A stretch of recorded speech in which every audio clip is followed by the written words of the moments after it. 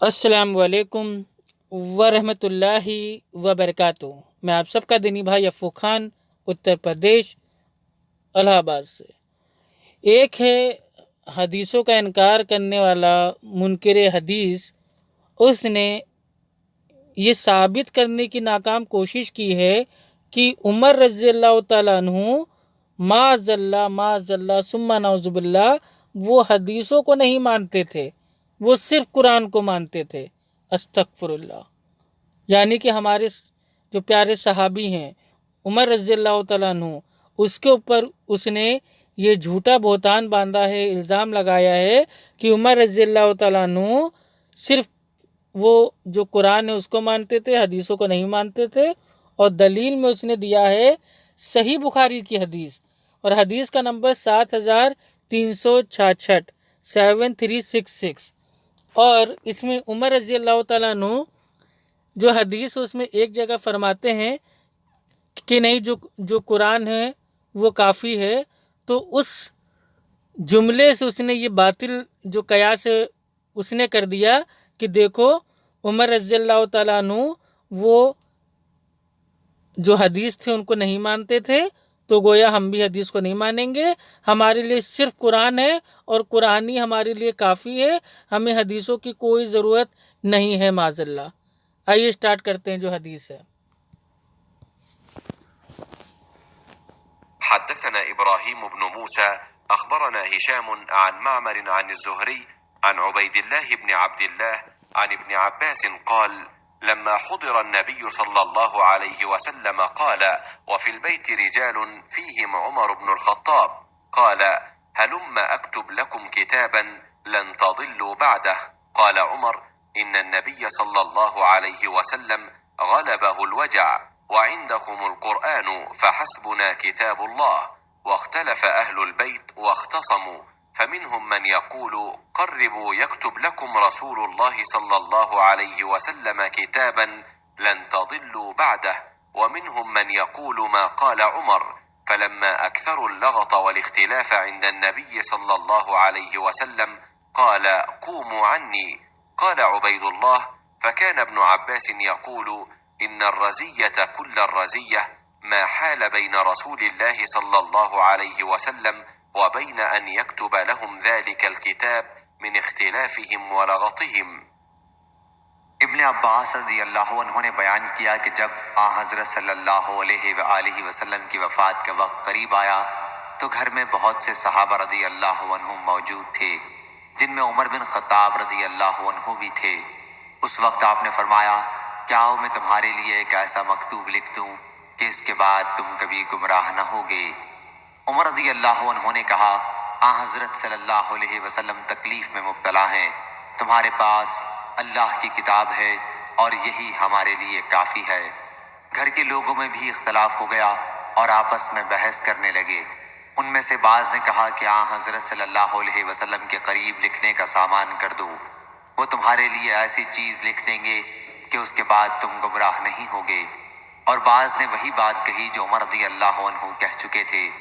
جب حضرت صلی اللہ علیہ وسلم کے پاس لوگ اختلاف و بحث زیادہ کرنے لگے تو آپ نے فرمایا کہ میرے پاس سے ہٹ جاؤ۔ عبید اللہ نے بیان کیا کہ ابن عباس رضی اللہ عنہ کہا کرتے تھے کہ سب سے بھاری مصیبت تو وہ تھے جو رسول کریم صلی اللہ علیہ وسلم اور اس نوشت لکھوانے کے درمیان حائل ہوئے، یعنی جھگڑا اور شور۔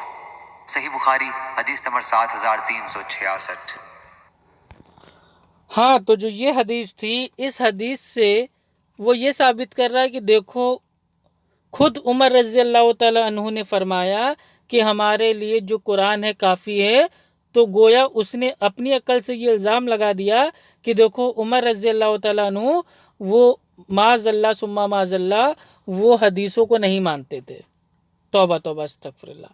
تو مجھے جو وہ جاہل ہے اس کو صرف اتنا ہی کہنا ہے، یا جو اس کے جیسے جو ایک نمبر کے جاہل ہیں، جو کذاب ہیں، جو جھوٹے ہیں، جو اس حدیث کا سہارا لے کے یہ ثابت کرتے ہیں، عمر رضی اللہ تعالیٰ عنہ پہ بہتان باندھتے ہیں کہ انہوں نے معاذ اللہ نبی کی حدیث ماننے سے انکار کر دیا، ان کو صرف اتنا جواب دینا ہے کہ ان کو شاید یہ پتہ ہی نہیں ہے کہ عمر رضی اللہ تعالیٰ عنہ وہ خود اللہ کے نبی صلی اللہ علیہ وسلم کی کافی ساری حدیثوں کے راوی ہیں۔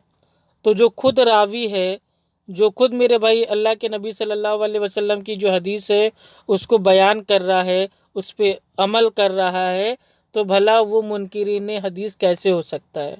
عمر رضی اللہ تعالیٰ عنہ الحمدللہ انہوں نے جو حدیث میں کہا کہ ہمارے لیے جو قرآن ہے وہ کافی ہے، اس کا جو کانٹیکس ہے وہ تو جانیے۔ اللہ کے نبی صلی اللہ علیہ وسلم کی جو طبیعت تھی وہ نہیں صحیح تھی، اور لوگ آپس میں بھائی وہ بحث بازی کر رہے تھے، تو نبی صلی اللہ علیہ وسلم نے کہا کہ میں کچھ ایسا لکھوا دوں جس سے تم گمراہ نہیں ہوگے۔ تو عمر رضی اللہ تعالیٰ عنہ نے دیکھا کہ نبی صلی اللہ علیہ وسلم کی جو طبیعت ہے وہ ناساز ہے، ہم کیوں اپنے پیارے نبی محمد صلی اللہ علیہ وسلم کو تکلیف دیں؟ تو عمر رضی اللہ تعالیٰ عنہ نے یہ ارشاد فرمایا کہ نہیں، ایسی کوئی بات نہیں ہے، ہمارے لیے جو قرآن ہے وہ کافی ہے۔ تو اس بات سے جو جاہل لوگ ہیں انہوں نے یہ بات کو عکس کر لیا کہ دیکھو عمر رضی اللہ تعالیٰ عنہ نے کہا ہمارے لیے جو قرآن ہے وہ کافی ہے، تو گویا معاذ اللہ انہوں نے حدیث کا انکار کر دیا۔ نہیں، کیونکہ نبی صلی اللہ علیہ وسلم نے بعد میں بتا دیا کہ جو تم کبھی گمراہ نہیں ہوگے تب تک جب تک کہ تم جو قرآن ہے اور جو حدیث ہے اس پہ عمل کرو گے۔ اللہ کے نبی صلی اللہ علیہ وسلم نے فرمایا میں تمہارے بیچ میں 2 چیزیں چھوڑ کے جا رہا ہوں، اللہ سبحانہ و تعالیٰ کی جو کتاب ہے قرآن، اور نبی صلی اللہ علیہ وسلم کی سنت یعنی کہ حدیث۔ ان کو مضبوطی سے پکڑ لینا، اگر تم نے ان کو مضبوطی سے پکڑ لیا تو کبھی گمراہ نہیں ہوگے۔ تو نبی صلی اللہ علیہ وسلم تو خود 2 چیزیں چھوڑ کے گئے، ایک اللہ سبحانہ و تعالیٰ کا کلام اور دوسرا اپنا فرمان یعنی کہ قرآن حدیث۔ تو عمر رضی اللہ تعالیٰ عنہ الحمدللہ دونوں پہ عمل کرتے تھے۔ تو اس حدیث سے یہ کہاں سے ثابت ہو رہا ہے کہ معاذ اللہ ثم معاذ اللہ عمر رضی اللہ تعالیٰ عنہ منکرین حدیث میں سے تھے، نعوذ باللہ۔ بہت غلط چیز ہے، مطلب جو حدیث ہے وہ پوری حدیث کو چھوڑ دو، ایک جملہ اٹھا لو کہ دیکھو عمر رضی اللہ تعالیٰ عنہ نے کہا ہمارے لیے قرآن کافی ہے۔ بے شک تمام امت کے لیے جو قرآن ہے وہ کافی ہے، اور قرآن میں اللہ سبحانہ و تعالیٰ فرماتا ہے نبی جو تم کو دیں اس کو لے لو۔ تو نبی نے ہمیں کہاں، کب، کیسے، کیا دیا، کون سی چیز سے روکا، یہ باتیں ہم کو ملیں گی نبی کی جو حدیث ہو اس میں۔ تو قرآن حدیث پہ تو ہم کو عمل کرنا پڑے گا۔ بنا حدیث کے ہم قرآن پہ کیسے عمل کریں گے؟ اپنی عقل سے۔ جو قرآن ہے پورے قرآن کو کیسے سمجھنا ہے، کیسے عمل کرنا ہے، یہ ایک انسان نے، نبی صلی اللہ علیہ وسلم نے کر کے بتا دیا، اور اللہ سبحانہ و تعالیٰ نے قرآن میں ہی کہا کہ نبی تمہارے لیے ایک نمونہ ہے، آئیڈیل ہے، آدرش ہیں، ان کو دیکھ کے قرآن کو فالو کرو۔ یعنی کہ نبی صلی اللہ علیہ وسلم کی جو سنتیں ہیں جو حدیث کے ذریعے پتہ چلی ان کو ماننا ہی ماننا پڑے گا الحمدللہ۔ تو جو بھی جاہل ہیں، منکرین حدیث ہیں، ان کو صاف کہنا چاہتا ہوں کہ عمر رضی اللہ تعالیٰ عنہ نے جو حدیث ہے ان کا انکار بالکل نہیں کیا، بلکہ الحمدللہ وہ خود میرے بھائی کتاب و سنت پہ چلنے والے تھے۔ السلام علیکم ورحمۃ اللہ وبرکاتہ۔